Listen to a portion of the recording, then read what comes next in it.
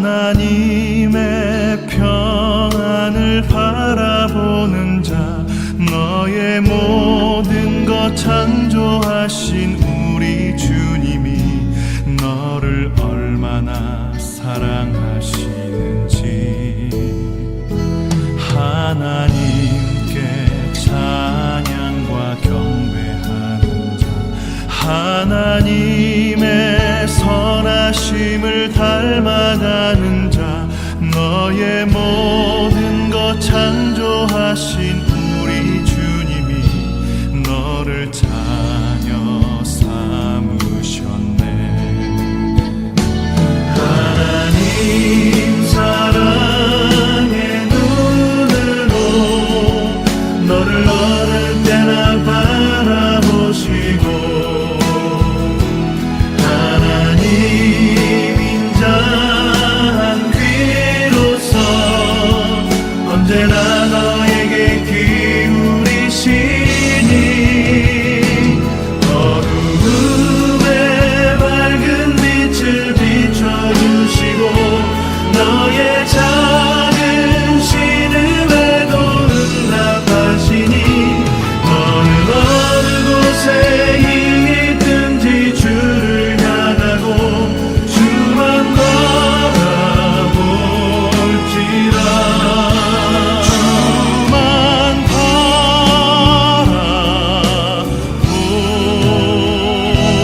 바라볼지라.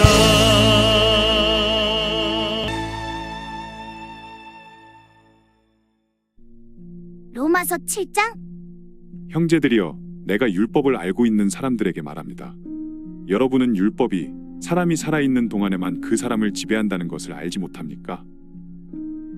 결혼한 여자가 그 남편이 살아있는 동안에는 법으로 남편에게 매여 있으나 그 남편이 죽으면 남편의 법에서 벗어나게 됩니다.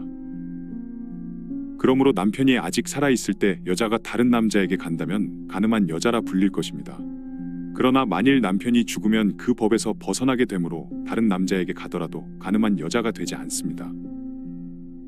그러므로 내 형제들이여, 여러분도 그리스도의 몸으로 인해 율법에 대해 죽은 자가 됐습니다. 이것은 우리가 다른 분, 곧 죽은 자 가운데서 살아나신 분에게 속해 하나님을 위해 열매를 맺게 하려는 것입니다. 우리가 육신에 있을 때는 율법으로 인한 죄의 정욕이 우리 지체 속에서 작용해 죽음에 이르는 열매를 맺게 했습니다. 그러나 이제는 우리가 우리를 올가매던 것에 대해 죽었으므로 율법에서 벗어났습니다. 그러므로 우리는 성령의 새로운 것으로 섬기고 문자에 의한 해묵은 것으로 섬기지 않습니다. 그러면 우리가 무슨 말을 하겠습니까? 율법이 죄입니까? 결코 그럴 수 없습니다. 율법에 비춰보지 않았다면 나는 죄를 알지 못했을 것입니다. 율법이 탐내지 말라고 하지 않았다면 나는 탐심을 알지 못했을 것입니다. 그러나 죄가 계명으로 인해 기회를 타서 내 안에 각종 탐심을 일으켰습니다. 율법이 없으면 죄는 죽은 것입니다. 전에 율법이 없었을 때는 내가 살아 있었지만 계명이 들어오자 죄는 살아나고 나는 죽었습니다. 생명에 이르게 할 그 계명이 나를 죽음에 이르게 하는 것이 됐습니다. 죄가 계명으로 인해 기회를 타서 나를 속이고 그 계명으로 나를 죽였습니다. 그러므로 율법도 거룩하고 계명도 거룩하고 의롭고 선합니다. 그러면 선한 것이 내게 죽음을 가져다 주었다는 말입니까? 결코 그럴 수 없습니다. 오히려 죄가 죄로 드러나도록 하기 위해 그 선한 것으로 내게 죽음을 가져왔습니다. 이는 계명으로 인해 죄가 더욱 죄가 되게 하려는 것입니다. 우리는 율법이 신령한 줄 압니다. 그러나 나는 죄 아래 팔려 육신에 속해 있습니다. 나는 내가 행하는 것을 이해할 수 없습니다. 이는 내가 원하는 것은 행하지 않고 오히려 증오하는 것을 행하기 때문입니다. 내가 원하지 않는 것을 행한다면 나는 율법이 선하다는 것을 시인하는 것입니다. 그러나 지금 그것을 행하는 사람은 내가 아니라 내 안에 거하는 죄입니다. 나는 내 안, 곧 내 육신 속에 선한 것이 거하지 않는 줄을 압니다. 원함은 내게 있으나 선을 행하는 것은 없습니다. 내가 원하는 선은 행하지 않고 오히려 원하지 않는 악을 행합니다. 만일 내가 원하지 않는 것을 행한다면 그것을 행하는 사람은 내가 아니라 내 안에 거하는 죄입니다. 그러므로 나는 하나의 법칙을 깨달았습니다. 곧 선을 행하기 원하는 나에게 악이 함께 있다는 것입니다. 내가 속사람으로는 하나님의 법을 즐거워하지만 내 지체 안에서 하나의 다른 법이 내 마음의 법과 싸워 나를 내 지체 안에 있는 죄의 법의 포로로 잡아가는 것을 봅니다. 아, 나는 비참한 사람입니다. 이 사망의 몸에서 누가 나를 구해내겠습니까? 우리 주 예수 그리스도로 인해 하나님께 감사드립니다. 그러므로 나 자신은 마음으로는 하나님의 법을, 육신으로는 죄의 법을 섬기고 있습니다. 사랑아, 내가 책에서 본 이야기 하나 해줄까? 책? 좋아. 전갈과 거북이가 강을 건너기 위해 물가에 서 있었대. 그때 전갈이 거북이에게 제안을 했어. 거북아, 나를 네 등에 태워서 함께 강을 건널까? 그럼 우리를 공격하는 적에게 독침을 쏴서 해치워 줄게. 에이, 그건 안 될 것 같아. 나는 내 독침에 쏘일까봐 불안해. 내가 너에게 독침을 쏘면 나도 죽게 될 텐데 너를 해칠 이유가 없잖아. 안 그래? 그런데 강을 건너다가 그만 거북이와 전갈이 물에 빠져 죽었어. 죽었어? 전갈이 강을 건너다가 그만 본능을 이기지 못하고 거북이에게 독침을 쏘고 말았거든.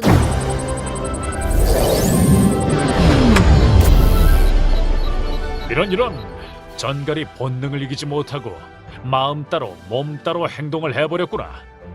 그런데 생각해보면 우리도 생각하고 마음 먹은 대로 행동하지 못할 때가 있지 않니?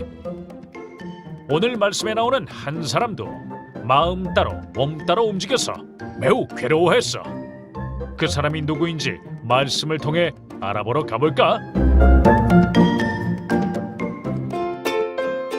하나님은 수많은 나라 중에서 이스라엘을 선택하셔서 구원 역사를 이루어 가셨단다.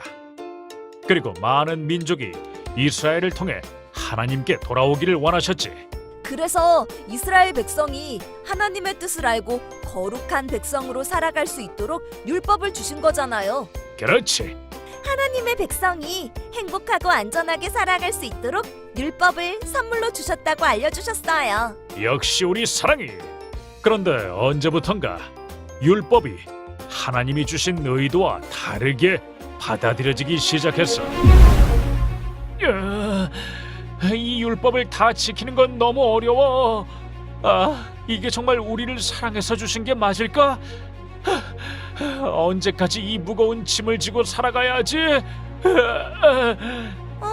저 사람 곧 쓰러질 것 같아요. 율법을 지키기 위한 새로운 규칙들은 계속해서 생겨나고 유대인들은 율법을 특권처럼 여기며 율법을 지키는 행위를 통해 이방인과 차이를 두고 싶어 했어. 이야, 완전 특권의식에 빠져 있었네요.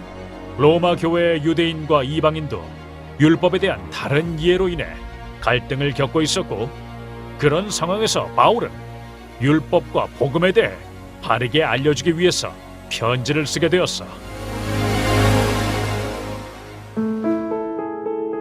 그런즉 우리가 무슨 말을 하리요? 율법이 죄냐? 그럴 수 없느니라.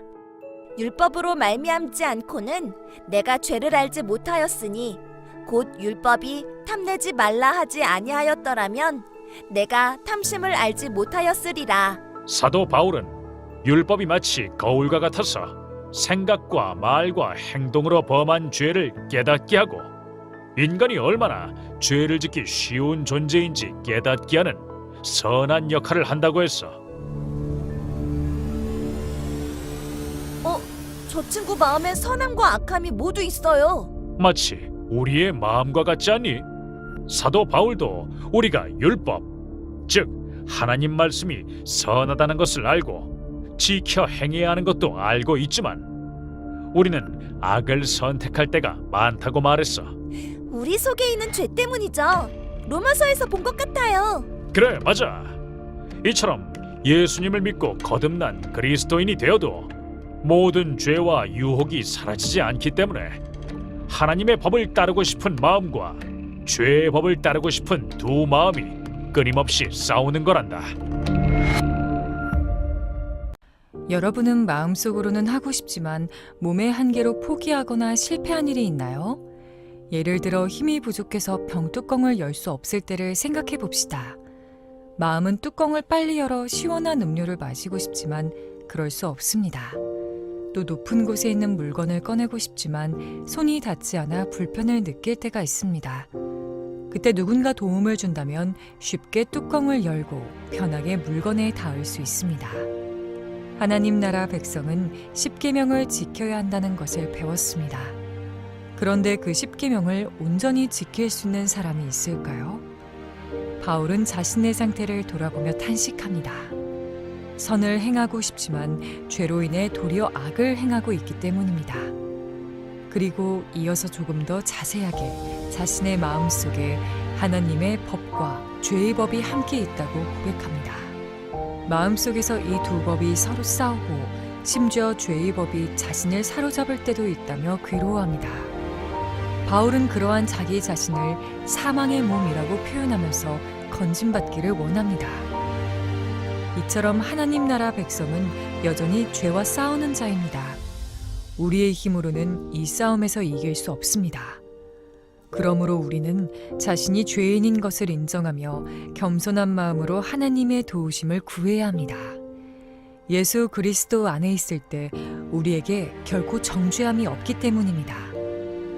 내 안에 있는 죄를 미워하고 성령의 도움으로 죄와 싸워 승리하는 삶을 삽시다.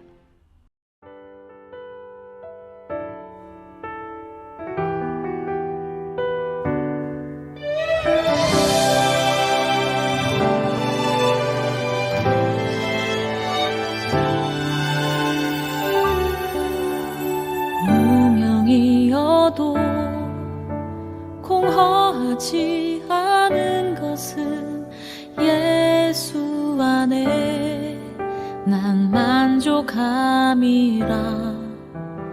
가난하여도 부족하지 않은 것은 예수 안에 오직 나는 부요함이라.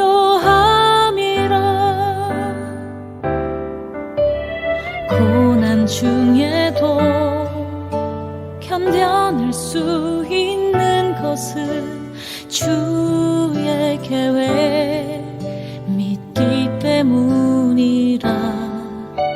실패하여도 일어설 수 있는 것은 예수 안에 오직 나는 승리함이라.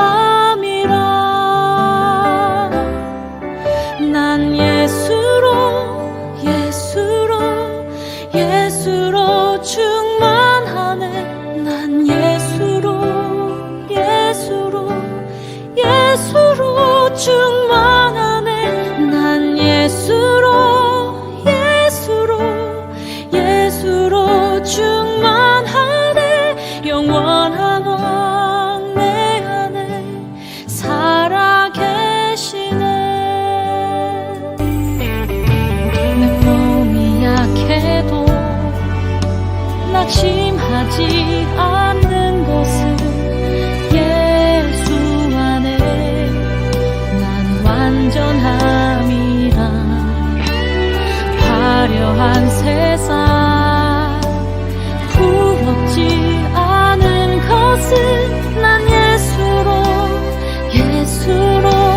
충만함이라. 난 예수로